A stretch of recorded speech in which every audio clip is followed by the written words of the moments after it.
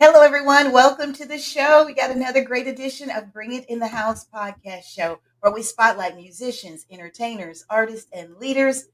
We have a leader, entertainer, all of that and more in the house with us tonight. He is from LA by way of Atlanta, Georgia. He's an actor, film director, producer. So excited to have him here, Mr. Michael Angelo. Woo! Hi, Hey, thank you for having Michael. me. Thank you for having me. I really appreciate it. You Yes, are ma'am. very welcome. Man, you have been on the ground, on the grind with it. I mean, we're talking about you got about 8 films under your belt. Am I right? Yeah, something like that. Yeah, 8 films. Gosh, It's been a lot of Michael, hard work, but a but here lot we of are. hard work. Yeah. And it's paying off too. Yes, finally, it's paying off. I mean, literally. Yeah. You gotta put that work in. Yeah. Yeah. Yeah. So when you were growing up, as a kid, did you know or have an inkling No, that you were going to travel this was this road? this Not was at all? nothing like this growing up. I just growing up just probably wanted to be like baseball player. Just finish school. I wanted to be in the medical field somewhere. Working in the medical field, but never imagined myself doing this. So this Yeah. is a true anomaly. I'm like, wow, I'm actually a filmmaker. I would have never thought in a million years I would be sitting here, doing an interview on filmmaking. This Yeah. is amazing because the Mhm. film that I've watched, and I was a And little a bit of a film part that of you're it, in, a film that that I'm you're in. in. You know, Thank you, yeah. Michael. And you Guys, and you Michael, got some wow, good FaceTime too. I It's not just an did. extra, you're a featured extra. You got a couple of lines too. So thank you for coming out to be a part of the show. I really appreciate it. Yeah. Thank you so much. So part of that was kind of true that you wanted to be a doctor, huh? Was that kind of Yeah, I true? mean, there's a small thread of truth in the film, but it's mostly just fiction. And I had to find a way to you know glamorize it and spice up different parts of the movie. But there is an element of truth. I do have a master's degree in psychological sciences. I did wanted to be a psychiatrist by trade, but after college, marriage, baby, career choices change, and here I am you know, an actor, writer, producer, director, filmmaker. There you go. All in a There you nutshell. Yeah. go. Did you Life grow? takes you in the Did, direction did that you? it wants you to pursue. So this is it. This Yeah. is it. This is it. Did you grow up in LA? No, I didn't grow up in LA. No, I mean I grew up all over, but I moved to Atlanta when I got really started in the industry. But I traveled around filming in different places. As far as the filmmaker, I studied from the Stedler Adler Academy in New York. Then I studied with coaches in LA, and I studied with coaches in Atlanta. And then I just started going on auditions wherever the audition took me. I started landing small roles, and then eventually I went to LA to enter a script writing contest, which got me into the actual, filmmaking part. After I won money for a writers contest, I took that money way back in 2008, and I started my own film company, and that's how Mangelo Productions came into existence from winning a writers contest. And here we I are. like. Yes, I like that name, Mangelo Productions. Yeah, Man, it's from Michael Angelo. So yep, I I know. fused it together. Yeah, Yeah, that's that it. is That's how I that's got the name. yeah. It's Yeah. I don't know. It speaks to you. I like that. But I like I appreciate it. hmm I appreciate hmm it. So 8 films, 8 films. Mhm.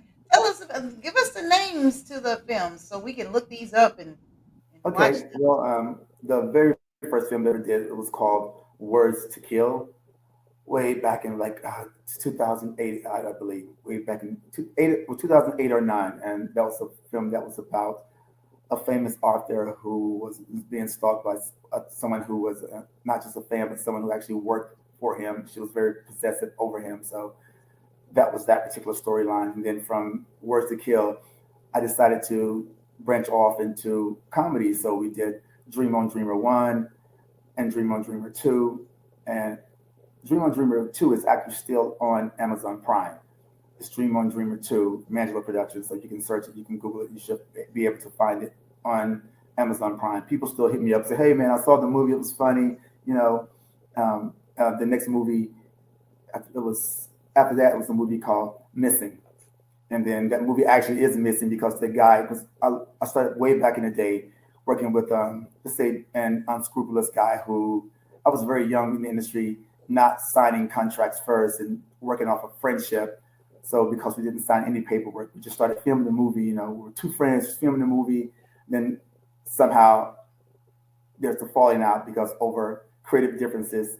Because as a director, there was a way that I wanted the movie to be, and the writer of that movie, I wanted the movie to be directed a certain way, and and since he was filming, he thought it was his movie, and I'm saying, well, no, I'm the director. So all of a sudden, we filmed the movie, halfway finished the project.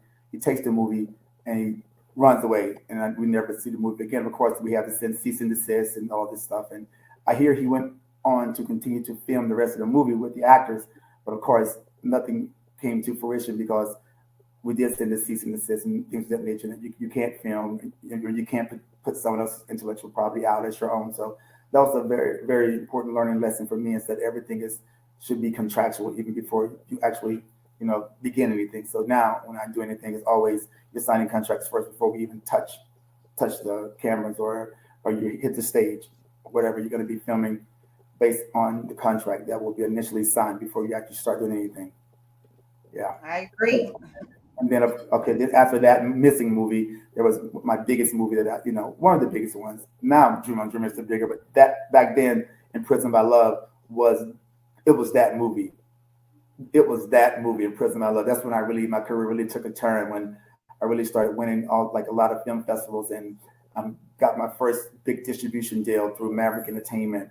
And that movie is now on NBC Peacock, streaming, Tubi, Pluto, Crackle, Roku, about 15 different streaming networks. So it's still circulating. It's been going ever since, and it's making me money. It's making me happy. So that was my first big movie. And after that, of course, I did Faces of a Sea. It was like an international Black/Latino movie, and that's still doing pretty good. It's on Tubi. It's on Amazon Prime and some of the other streaming networks as well. You can just Google it. It's called Faces of the Sea. And then that brings me to after Faces of the Sea, it puts me with Dream on Dreamer 1, which the movie you're starring in. And then I have Dream on Dreamer 2, and then we finished Dream on Dreamer 3. So I have 2 more movies waiting from the Dream on Dreamer series waiting to come out. So those are all the movies that I have. I've been working hard, Yeah. And of course, other people's stuff, on the side. Yes, ma'am. I see you have been putting in the work. It's been a long, hard, exhausting job over these last, 17 years, man. It's been work. But you love it. Yeah, I do. With all the drama that comes with this, man, I wouldn't trade it for anything. And there's a lot of drama that comes with it too. I tell you. Yeah. I get it. So, Michael, what challenges did you face while making your latest project? Dream On, Dreamer. And how were you able to overcome those challenges, if any? How much time do you have? Really? How much time do you have in this interview? Because you know what? I'll just give you some of the highlighted challenges that I had. I mean, one of my good friends, she told me, she says, Michelangelo, she said, look, do not shoot this movie now, because I had an opportunity to get someone who was going to shoot the movie for me, and going to really give me a good deal, cut the prices. But my cameraman was sick. My cameraman was sick and going through some other stuff, so I couldn't use him. So I went with a secondary crew. My cameraman, we come with other cameras and lightings and sound, the whole crew. So he couldn't get his crew in because they were actually booked, and he was going to do it with some other people by himself, but he got sick. So we had to go with a secondary source. Still a good friend of mine, but it wasn't, quite, experienced as, the other cameraman was. So I decided to go on, but one of my good friends said, no, man, just wait, until, your regular people get everything together. And my major assistant at that time, her father was ill, going through, I think, battling cancer. Fortunately, he passed. So we had to. So I used another assistant, which was wrong. I should have just waited. But because I had all these things in place that well, at least I thought I had them in place. We're going to go ahead and go with shooting Dream on Dreamer. So for me, Millie, I've always done dramas, movies. Never really got into that episodic type where you shoot, like scene episode 1, episode 2, episode 3. And I got a friend of mine, David Drew, who used to shooting these episodic series. I had worked with him on a project called Love Always Charleston. It was previously known as A-Town East. It was being shot in Atlanta, then we moved to take it. It got really great in Atlanta. We took it to Charleston, South Carolina. So he had been doing that for a while. He had episodic series, and I did. And so I agreed to let him, at least I thought I agreed to let him take, the reins and shoot that, because he came to me. He said, "Hey, I want to help you produce a movie." So when I hear the word produce as a filmmaker, I'm thinking, okay, you're going to take it from script to screen. And I was like ecstatic, because I was like, this is the first time where, I can just direct a script that I wrote and not have any of the processes of taking it from the script to the screen. So that's what I assume when someone said, I want to produce a movie for you. That's what I was assuming. But as we got to after we had the table read and, got to the final stages, I was like, I presented him with his contract and the duties that he was responsible for. He goes, hey, no, I didn't want to produce like that. I want to be an executive producer. I'm like, whoa, that's a different thing, It's like, yes, I just want to go help you with, financially. I'm like, well, that's great, but now we got to come up with, I got to, so it's on me. So here I am holding the bag. I'm like, so I got to produce this movie, and we have like a month and a half to get everything together. So I went into overdrive, like locking down locations, getting with the crew to get the shoot schedule and getting with the actors to get the time. So that's the biggest thing, is like trying to coordinate the actors' time schedule and, the studios that you're going to use and, the different locations and flying everybody in and, just a whole bunch of behind the scenes production type, things that need to be handled before you actually go to the screen. So I had to get all that done. So we started off like running full speed. And then the guy who was going to play the lead that I played in the movie, he had to back up. He had something. He had something that, excuse me, the light went out. He had something that he was committed to. So he couldn't. Sorry, the light went out. Okay. So he had something that he couldn't break the contract for. So they extended and had to finish that project. So we had already done our schedule for Dream on Dreamer, and all the actors who are already committed had to do it at that time that we had locked them in for. So we couldn't push it back. So we had to go forward. So I said, you know what? I'll just step in and I'll just do the role. So that's how I became the main character in the movie, because I had to step in out of duress. The main character we had chosen was contractually, still binding to a project that went over. That they would, you could do a project and say, well, this is the contract, but you actually still have lock in an extra 2 or 3 weeks just for, voicing over things or doing ADRs and, filming extra scenes if scenes don't come out right or whatever. So he was locked in with that little clause that kept him in for the next 2 or 3 weeks. So we had to keep rolling. So I had to step in and actually do the project. So that's how I became Mario in the movie. Yeah, and that was just one. That was the easiest challenge. It got progressively worse as we went on. This was the first time I ever worked with a brand new crew of people. So I used to have my own crew, my own crew of people that did everything, my own lighting, my own sound, everything. So I had to go with another crew. So when you start working with other crews, you have to learn different people. They have different, mannerisms, and let's just say, it was not crew-wise. It was not a great click. I'm trying to say these things nice, like a lot of things that I was accustomed to having done. This particular crew didn't quite deliver, and so the shots that I wanted, they weren't so great. And this is the sad thing, Millie, is that we actually went through the whole process. We actually filmed Dream on Dreamer, and we tried to put it. And I really tried. I tried my best to put that movie together. I sat down with the DP of the movie. He was fresh out of school. I'll give a shout out to Lake Quintez Brown, because that man, along with Michael Redding, my editor, and Michael Redding and Quintez, they were everything to this movie. Now my good friend, and also a guy who stars in the movie, his name is Wardell Richardson. He plays Derek in the movie. He was my main go-to person on the set, helping me with the creative choices, helping me get the casting. And of course, we had Raul Thomas, who we used his theater in which to shoot certain scenes from the movie. He was a producer. Penny Rogers, Rael Charles was a casting director on the set as well. She's also in the movie. But we all had to come together to figure out how to save this movie. After I realized that the scenes that we shot, they just weren't able to be put together continuity wise, and it didn't deliver the message. And I'm very picky about my film, so they just didn't deliver the message that I wanted to deliver with the movie, because the angles weren't as great as I would thought they were going to be. So I had to do the worst thing that every filmmaker hates to hear. I had to shoot it over, and that's like suicide to a filmmaker. You got to shoot it over. When people say, "Well, just shoot it over," well, you got to get those same people back. If you're trying to save anything from the previous movie, you got to have continuity. If you're in this house, you got to try to get this house back. Shooting with women of color, your sisters always change your hair up, so you call the girl like, "Hey, can you shoot over again?" "Well, I got braids now." So you got to, take the braids out. You got to, try to get the same continuity. Oh, wow.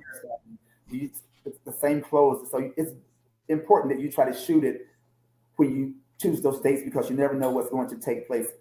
And by saying this, you never know what's going to take place. Something did take place in the world that's changed the shape of the entire world, and that was called COVID-19.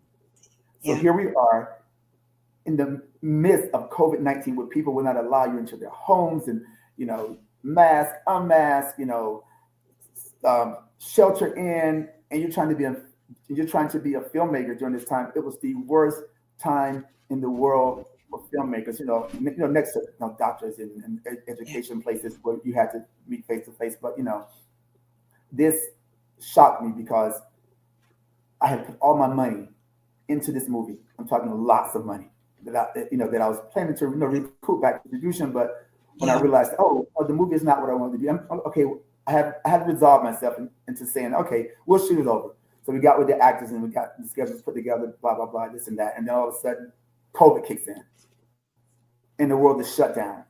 So here I am stuck with a movie that I really can't use. We had to shoot about 85% of the movie over again. So at this time, people were not allowing people to the home. So I had to fly back to Atlanta to meet with the my DP, who had to become my editor at the time, because people weren't allowing into their home. So usually I would fly and sit with my editor as we edit. We sit side by side, and we work out. We do face like Zoom meetings or whatever. But because the movie was such a good movie, I wanted to be there to see every frame that he chose, because I was trying to piece the movie to get together the way that I wanted the story to be told. And so it just didn't work out. So I said, you know what? I'm going to fly to Atlanta. As a matter of fact, I was trapped in Atlanta because I couldn't get out, because at that time, flights were being paid, so I was stuck there. So lucky for me, Quintez lived in Atlanta. He had just moved to Atlanta, actually. So he is the only person that would allow me into his home. So we would be sitting in his home in masks, goggles, gloves. That's the only way I could enter his home. I would, protect myself, because it was a very, very precarious time, in that, at that moment, everybody was afraid. No one knew anything about, well, how can this thing be passed? Me, I studied science and I have a master's degree, so I did understand a lot about, virology, and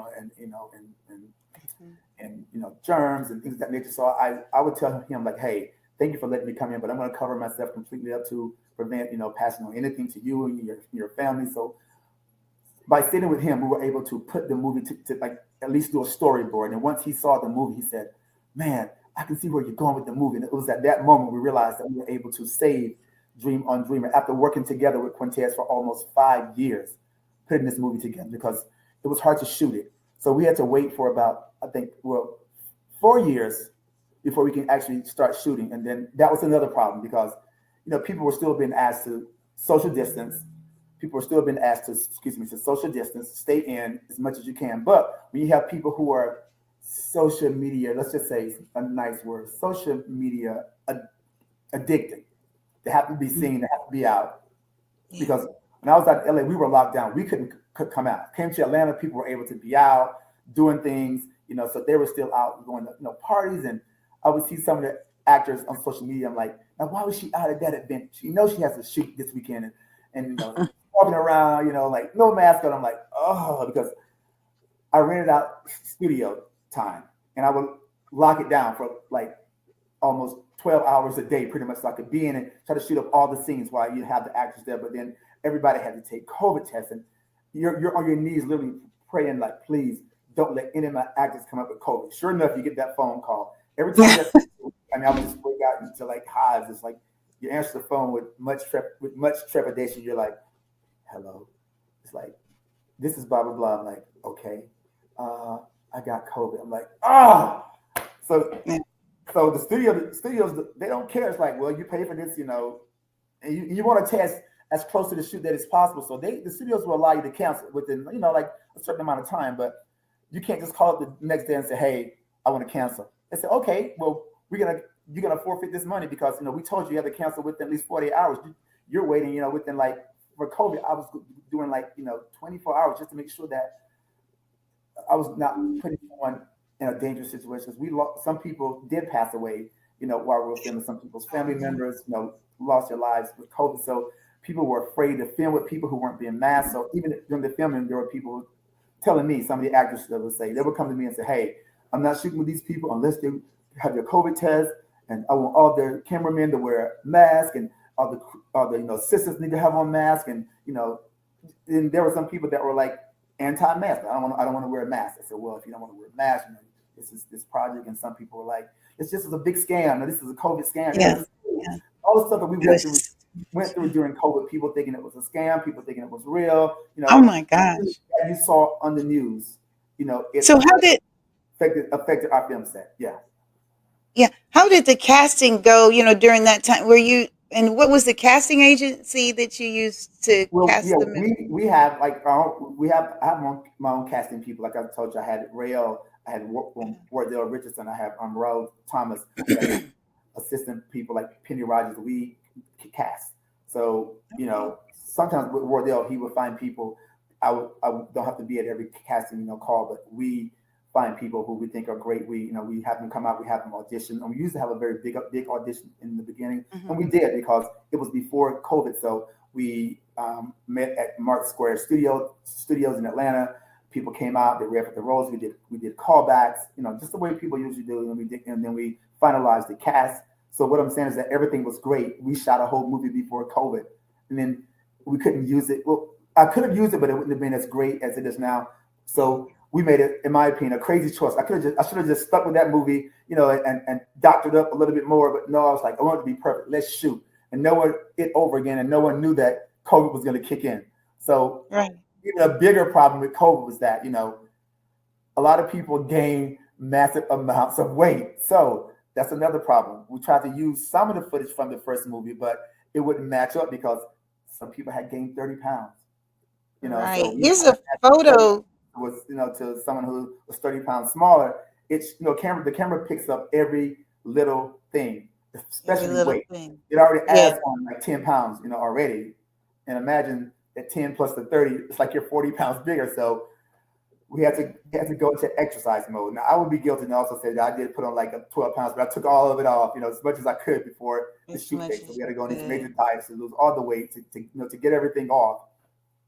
And is this the original cast right here?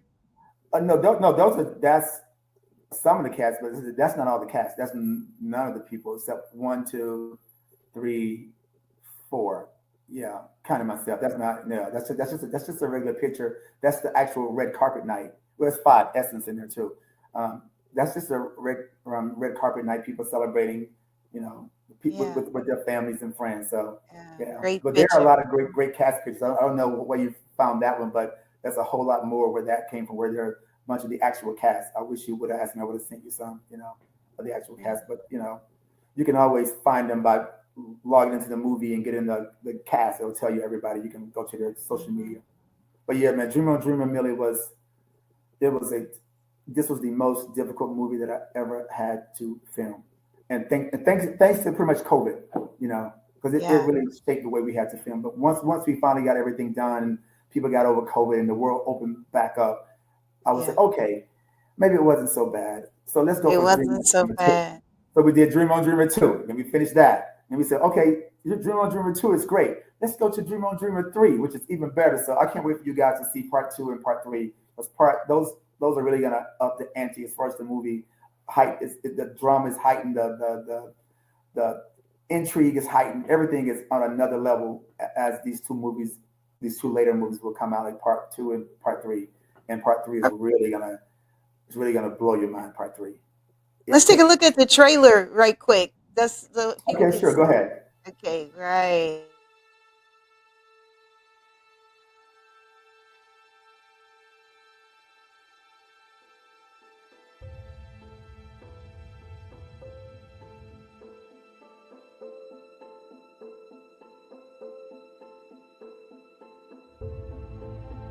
I gotta have you.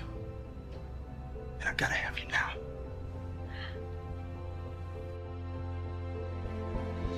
Yeah, well, my husband is taking an acting class with Natalia Mine. I just came to drop this off for him.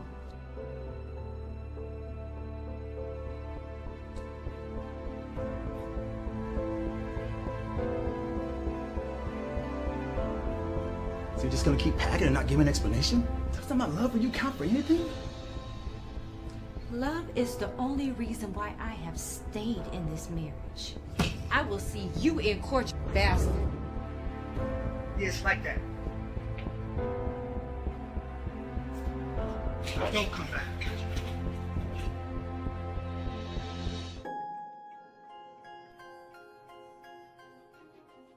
You do realize you're getting married in a few months, right?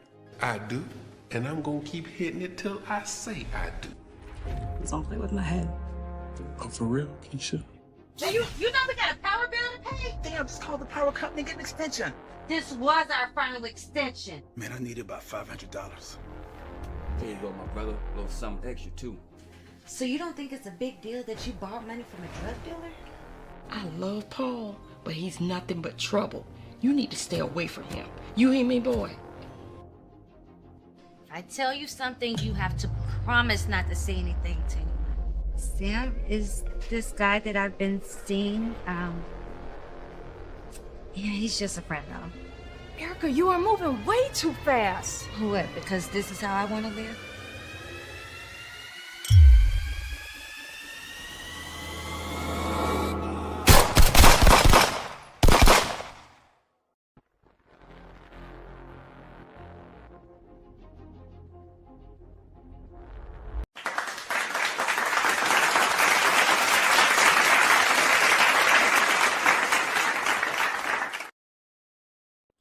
Yay, man. Yeah. Big shout out to you. I saw you. I saw you in the trailer. You made the trailer. Well, Yeah. big shout out to you for having me, giving me that chance, that opportunity. I mean, I was in Atlanta like 4 years, and I auditioned quite a bit. I was with a talent agency there, and I never could land anything. And then you came along, and you gave So me there a you shot. go. The right place at the right time. And a big shout out to Michael Redden, who's in Phoenix. He lives in Phoenix, and he's the editor who put I storyboarded everything, and he took my vision and he put it together exactly the way that I wanted to portray the movie, with all the drama, the suspense, and the intrigue. He did exactly what I wanted him to do, what needed to be done. So I give a big shout out to Michael Redding, and of Big course shout out.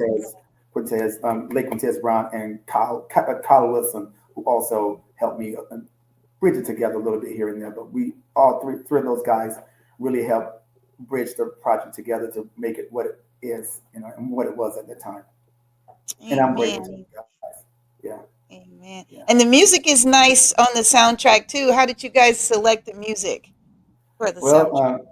actually, I had initially we had there was two people that I was going to, this young man and this young woman, who were going to sing this soundtrack, but they weren't able to commit. So actually, this is the true story. I wrote all the songs. Like I think I wrote them over the weekend, like a weekend. And my good friend Jelani, he has his company is called Jelani Productions. He's a Grammy Award nominated producer, winner. So he did all the music for me. We went down to South Carolina, went into the studio, we did all the music over the weekend. I spent the weekend there. We took the songs, late night sessions. Woke up the next day, had breakfast, jumped back on it, did all the music. Sunday, so I got there Friday, and Sunday went over, did some more. Then we laid down all the vocals, and then we engineered everything, from a distance. But he would send me back the music and say, "How does this sound? How does that sound? Oh, this is good. Can you put this here? Can you change this?" So, and he's a fantastic, music producer and sound engineer as well. So he also did some of the sound to get the sound in the movie where it needed to be as well. So shout out to Jelani for making sure that the sound was great. He's fantastic. So that's how the Dream on Dreamer soundtrack came together. So actually, we're going to be I'm getting with probably in 2 weeks. We're going to release the soundtrack on, all the different music streaming networks. Yeah, we're working a deal out now to, actually put the music up, because I like the music. I wrote every song specifically for everybody sing.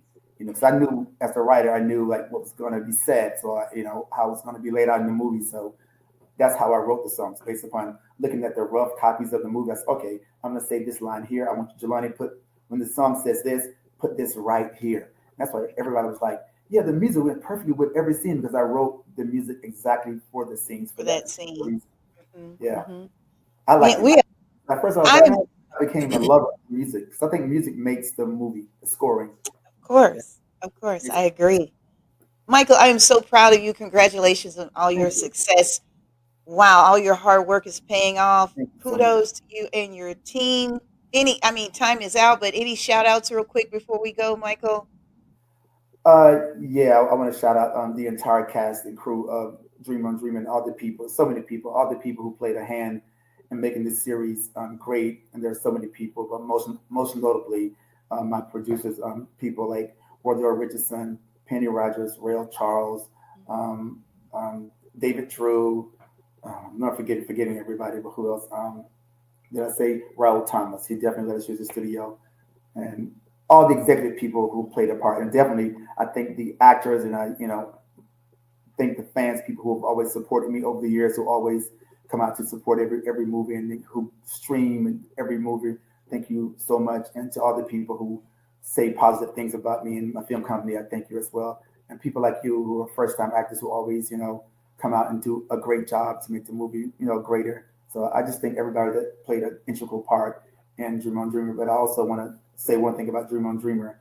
The girl who played my opposite, who played Atala, she is missing. So if anybody, her real name is Latrice Matana or Tiffany Tate. If you know anything about her and where she is, please let us know, because she didn't make the movie premiere, and she's always made movie premieres. She would never miss a movie premiere. I would always allow her to host. So this is the first premiere that we had that she was not a part of it in some shape, form, or fashion. She actually starred in this movie and did a fantastic job as Atala. She killed that role, but we don't know where she is. So we tried to reach her. I had my people try to reach out and find her, but no one knows where she is. So currently she's missing, and if anyone knows anything about her whereabouts, please, you can contact Mangelo Productions Network. There's an email there. You can email us in confidentiality. We're just trying to figure out where she is at this moment. Yes. But so sorry. On a positive note, watch Dream on Dreamer. Dream on Dreamer 2 will be out around the end of May, May 2025, and Dream on Dreamer 3 will be out the next year. So look forward to those 3 movies. That trilogy. Yes, ma'am. And let me ask you one other question. What do you hope the viewers will get from the movie? What do you want them to, from the storyline? What do you want them to grab? And how do you want it to touch others? I want these 3 movies to encourage people to always go for your dream. Always go for your dream. Never give up on your dream, because at that moment when you're about to give up, is right there in front of you. When you're ready to give up, you've tried everything, you think you tried everything in the world, and you have that frustration level. That's the time when you push through that barrier, because on the other side of that barrier, it's going to be greatness, and you have to keep pushing. So I've had so many barriers in my life too that would prevent me from getting to this place where I'm on over 20 different streaming networks, and I have 8 movies under my belt.